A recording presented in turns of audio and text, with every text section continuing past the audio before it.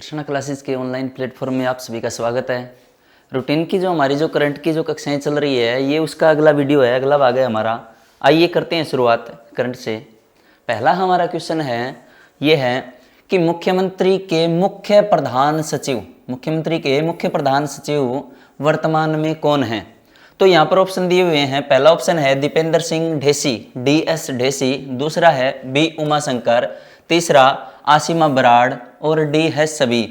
अगर हम मुख्यमंत्री के मुख्य प्रधान सचिव का जिक्र करते हैं तो इससे पहले यानी वर्तमान में कौन थे, वर्तमान में हैं दीपेंद्र सिंह ढेसी। और इससे पहले का अगर हम जिक्र करें तो राजेश खुल्लर थे।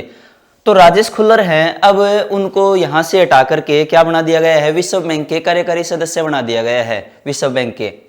तो दीपेंद्र सिंह ढेसी को मुख्यमंत्री का प्रधान सचिव बनाया गया है वर्तमान में। एग्जाम में क्वेश्चन आ सकता है 1 नंबर का, बिल्कुल आसान सा क्वेश्चन है कि मुख्यमंत्री के प्रधान सचिव वर्तमान में कौन है, दीपेंद्र सिंह ढेसी। यहाँ पर एक बात हमें सीखने को ये है, हमारा जो क्वेश्चन सीखने का ये है कि मुख्य प्रधान सचिव, अगर आपके ऑप्शन में ये दे दिया जाए कि प्रधान सचिव कौन है, तो प्रधान सचिव 2 हैं भी अलग से। प्रधान सचिव पहला है B उमाशंकर, ठीक है। और अगर उप प्रधान सचिव का जिक्र करें तो पहले जो उप प्रधान सचिव हैं वो हैं अमित कुमार अग्रवाल और दूसरे उप प्रधान सचिव हैं वो है आसीमा बराड़। दोबारा से रिपीट कर देता हूं, क्वेश्चन क्या है कि मुख्यमंत्री के मुख्य प्रधान सचिव, वर्तमान में मुख्य प्रधान सचिव कौन है, DS ढेसी, दीपेंद्र सिंह ढेसी। और इसके अलावा अगर प्रधान सचिव का जिक्र करें तो कौन है, B उमाशंकर। और इसके अलावा 2 अन्य उप प्रधान सचिव बनाए गए हैं, उसमें से पहला है अमित कुमार अग्रवाल और दूसरा है आसीमा बराड़।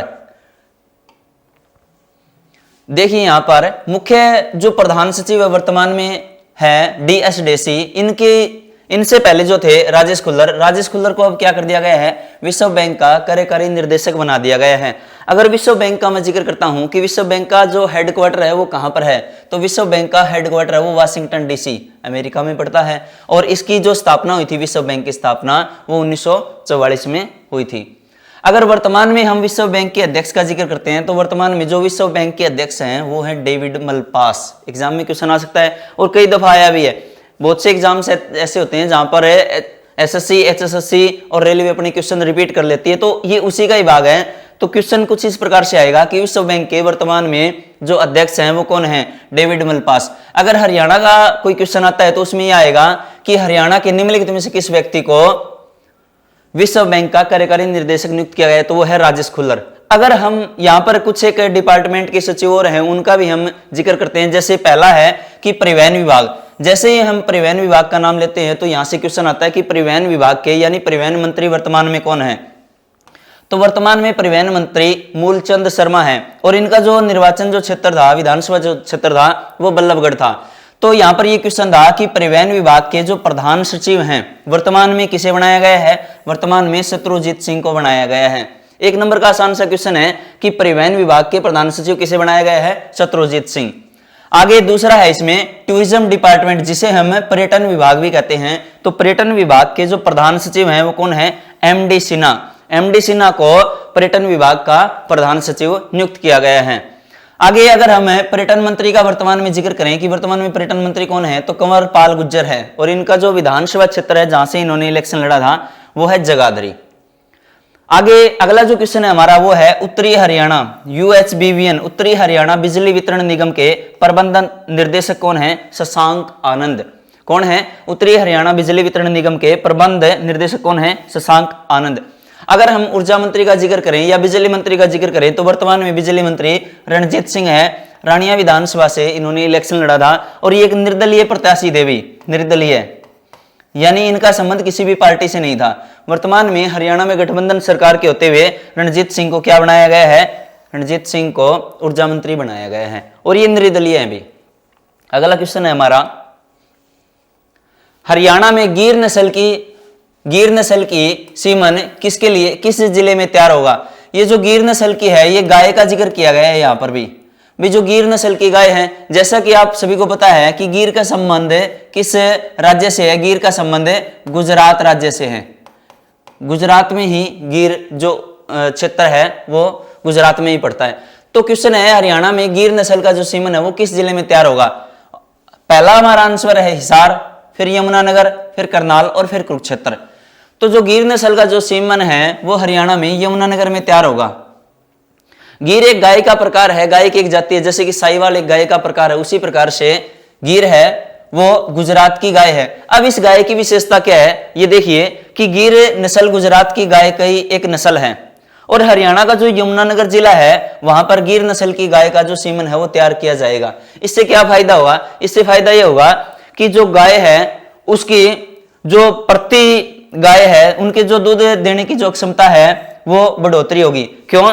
क्योंकि अगर हम साधारण साहिवाल गाय का जिक्र करते हैं तो उसकी जो प्रतिदिन प्रति लीटर जो दूध आता है, दूध का उत्पादन होता है वो कम होता है, जबकि गिर नस्ल की जो गाय है एक बार में 35 से 45 लीटर तक दूध देती है।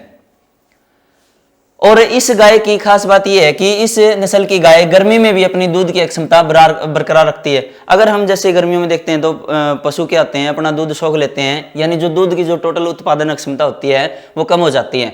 और भारत के अलावा अगर विश्व का जिक्र करें तो जो गिर नस्ल की गाय है वो ब्राजील में भी मिलती है। यानी जो गाय है गिर नस्ल की भारत के अलावा कहां पर मिलती है, ब्राजील में भी इसका आंकलन किया गया है। यानी जो गाय है, गाय की एक अच्छी नस्ल है, इससे हमें 35 से 45 लीटर प्रतिदिन दूध हमें मिल सकता है। अगला क्वेश्चन है हमारा, करनाल हरियाणा में प्याज की कौन सी नई किस्म तैयार की गई है जिसके तहत 75 दिन में प्याज तैयार होगा। यानी प्याज की एक नई किस्म तैयार की गई है, उस किस्म का नाम क्या है भी, जिसके तहत प्याज 75 यानी 75 दिनों में बनकर तैयार हो जाएगा। तो हमारे ऑप्शंस दिए हुए हैं NHO यानी एक किस्म का प्रकार है 346, NHO 180, NHO 745 और NHO 920। तो ये जो प्याज की किस्म है NHO ये 920 अभी कहां से तैयार की गई है, करनाल में। तो करनाल का जो सलारू गांव है यहां पर स्थित है राष्ट्रीय बागवानी अनुसंधान एवं विकास प्रतिष्ठान, जिसे NHRDF बोला जाता है, के केंद्र में करनाल में NHO की प्याज की एक किस्म तैयार की गई है, जिसके तहत 75 दिनों में प्याज तैयार हो जाएगा। कितना? 350 से 400 क्विंटल प्रति हेक्टेयर। एक हेक्टेयर में 2.5 एकड़ जमीन होती है। एक हेक्टेयर में कितनी जमीन होती है? 2.5 एकड़, यानी अप्रोक्स 2.5 एकड़ में 350 से 400 क्विंटल तक प्याज का उत्पादन किया जाएगा। और प्याज कितने दिनों में तैयार हो जाएगा? प्याज मात्र 75 दिनों में तैयार हो जाएगा। इस प्याज की और मुख्य विशेषता क्या है? अगर हम इस प्याज की मुख्य विशेषता देखते हैं तो ये पाते हैं कि ये भंडारण में सबसे लंबे समय तक चलने वाली एक उत्तम किस्म है। जैसे ही प्याज का भंडारण किया जाता है तो हम क्या पाते हैं कि प्याज अगर ज्यादा समय उसका भंडारण कर लिया जाए तो वो खराब हो जाता है। लेकिन NHO जो 920 जो इसकी किस्म है वो लंबे समय तक चलने वाली एक उत्तम प्रकार की किस्म है, यानी इसका प्रयोग एक लंबे समय तक हो सकता है। आगे NHO की जो प्याज की किस्म थी वो national bureau of plant and genetic resources Pusa नई दिल्ली की ओर से आइडेंटिटी नंबर मिल चुका है। आइडेंटिटी नंबर का इसका मतलब ये भी इसको एक भौगोलिक संकेत मिल चुका है। इसके द्वारा ये जो किस्म है इसको एक विशेष नंबर दिया गया है। अगला क्वेश्चन है हमारा, इसरो का नोडल सेंटर हरियाणा के किस विश्वविद्यालय को बनाया गया है? इसरो ने हरियाणा में एक नोडल सेंटर बनाया है। इस नोडल सेंटर का उद्देश्य क्या है और हरियाणा में किस यूनिवर्सिटी या किस विश्वविद्यालय में बनाया गया है? तो यहाँ पर हमारे पहला ऑप्शन है HAU Hisar, Haryana agriculture university Hisar में है, जिसे हम चौधरी चरण सिंह विश्वविद्यालय भी कहते हैं। दूसरा है कुरुक्षेत्र विश्वविद्यालय कुरुक्षेत्र। तीसरा है चौधरी रणबीर सिंह हुड्डा यूनिवर्सिटी जिंद में। और चौथा है CDLU चौधरी देवीलाल विश्वविद्यालय सिरसा में।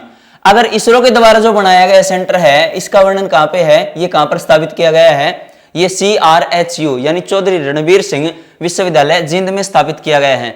क्या है भाई चौधरी रणबीर सिंह विश्वविद्यालय में? चौधरी रणबीर सिंह विश्वविद्यालय जिंद के भूगोल विभाग को एक भारतीय अंतरिक्ष अनुसंधान संस्थान, जिसे हम इसरो कहते हैं, के द्वारा संचालित आउटरीच कार्यक्रम के तहत नोडल सेंटर के रूप में मान्यता मिली है। कहने का भावार्थ यही है कि जो इसरो के द्वारा जो बनाया गया ये सारा सिस्टम है ये भूगोल विभाग यानी ज्योग्राफी जो डिपार्टमेंट है उसके तहत। और इसरो क्या करता है? इंडियन स्पेस रिसर्च ऑर्गेनाइजेशन अंतरराष्ट्रीय भारतीय अंतरिक्ष अनुसंधान संस्थान क्या करता है? जो स्पेस में अपने अंतरिक्ष यान भेजता है। तो इसके द्वारा इन्होंने जो भूगोल का जो डिपार्टमेंट है जिंद की चौधरी रणबीर सिंह यूनिवर्सिटी है वहां से इन्होंने कार्यक्रम को संचालित करने का आउटरीच कार्यक्रम स्टार्ट किया है, जिसके तहत इसी सेंटर को क्या बनाया गया है, नोडल सेंटर।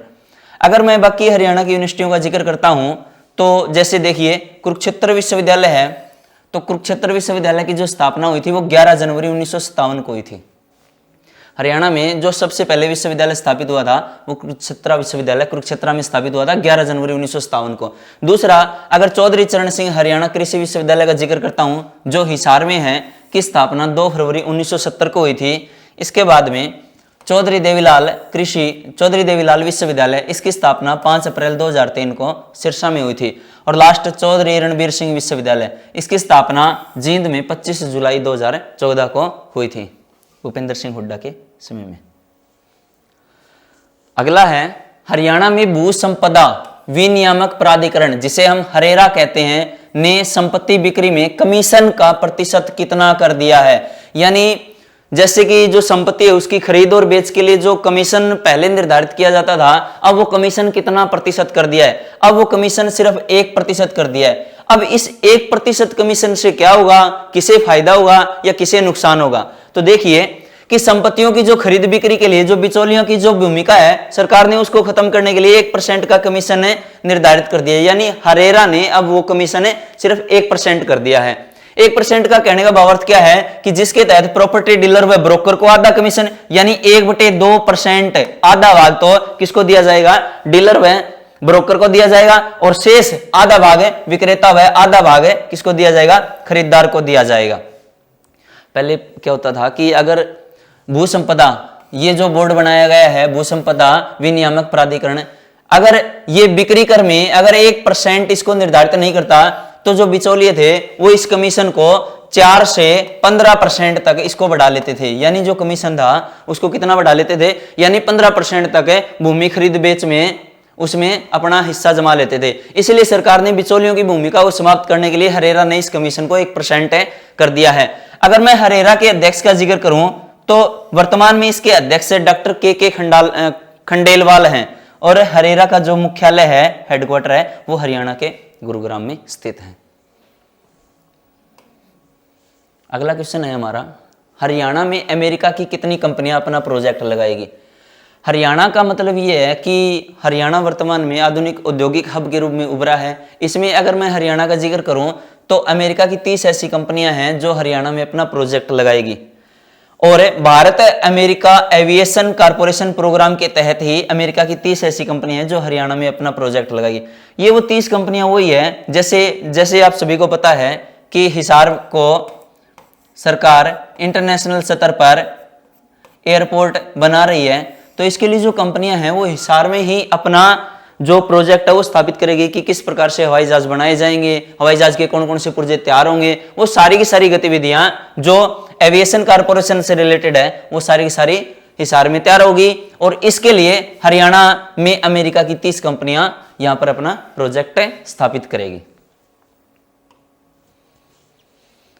अगला हमारा क्वेश्चन है, एलेक्सिस वास्टिन इंटरनेशनल बॉक्सिंग टूर्नामेंट, ये अभी वर्तमान में चल रहा है। अभी एलेक्सिस वास्टिन इंटरनेशनल बॉक्सिंग टूर्नामेंट कहां पर, फ्रांस में चल रहा है। तो इसमें बॉक्सिंग में हरियाणा के किस खिलाड़ी ने स्वर्ण पदक जीता है। वर्तमान में हरियाणा का ऐसा कौन सा खिलाड़ी है जिसने इसमें स्वर्ण पदक जीता है। तो ये स्वर्ण पदक जीता है भाई, आपके ऑप्शन दिए हुए हैं, विजेंद्र सिंह, अखिल कुमार और अमित पंघाड़, और डी है इनमें से कोई नहीं। तो अमित पंघाड़ ने ये वर्तमान में जो टूर्नामेंट है एलेक्सिस वास्टिन इंटरनेशनल बॉक्सिंग टूर्नामेंट, इसमें स्वर्ण पदक जीता है। कहां पर आयोजित की गई है टूर्नामेंट, फ्रांस में एलेक्सिस वास्टिन इंटरनेशनल जो बॉक्सिंग टूर्नामेंट है, अमेरिका के बॉक्सर पेरेज को 5-0 से हराकर बॉक्सर अमित पंघाड़ ने इसमें गोल्ड मेडल जीता है। और अमेरिका के जो बॉक्सर हैं पेरेंज, ये नंबर 1 के खिलाड़ी हैं, इसीलिए इनका जिक्र किया गया है कि नंबर 1 बॉक्सर खिलाड़ी है पेरेंज, उसको हरा करके किसने जीता है, अमित पंघाड़ ने जीता है स्वर्ण मेडल यानी गोल्ड मेडल। अब हम यहां पर खिलाड़ियों का देखते हैं। देखिए अमित पंघाड़ का संबंध मायना गांव रोहतक से है। कहां से इनका संबंध, हरियाणा के रोहतक के मायना गांव से है। और 2021 में जो टोक्यो ओलंपिक जो खेल का आयोजन किया जाएगा ओलंपिक खेलों में, इसमें अमित को भाग लेने का अधिकार मिल गया है। कहने का भावार्थ यह है कि अमित कुमार अब ओलंपिक 2021 में अपना प्रदर्शन करेगा। इसके अलावा अगर 2018 का जिक्र करें तो अमित पंघाड़ को गोल्ड मेडल मिला था कॉमनवेल्थ गेम में, और 2018 में भारत सरकार ने इन्हें अर्जुन पुरस्कार प्रदान किया है। इसके अलावा दूसरे जो हमारे खिलाड़ी हैं वो है अखिल कुमार। इनका संबंध भी बॉक्सिंग से है, लेकिन इनका जन्म है वो फैजाबाद उत्तर प्रदेश में हुआ था। बाद में 13 वर्ष की आयु में ये हरियाणा के रोहतक में रहने लगे थे, और इन्होंने भी 2016 में गोल्ड मेडल जीता था कॉमनवेल्थ गेम्स में, और 2005 में इनको अर्जुन पुरस्कार प्रदान किया गया था अखिल कुमार को। अगला हमारा है विजेंद्र सिंह। विजेंद्र सिंह का संबंध काड़ुवास भिवानी से है। हरियाणा में इनका जन्म हुआ था 1985 में, और 2008 में इन्होंने कांस्य पदक जीता था बीजिंग ओलंपिक में। बीजिंग ओलंपिक में जो कांस्य पदक जीता था 2008 में बॉक्सिंग में। इसके अलावा इन्होंने 2006 व 2014 में रजत पदक जीता था कॉमनवेल्थ गेम्स में। 2009 में इन्हें अर्जुन पुरस्कार दिया गया, और पद्मश्री पुरस्कार इन्हें 2010 में प्रदान किया गया। तो ये थे कुछ खिलाड़ी। आज के लिए इतना ही। धन्यवाद। Thank you.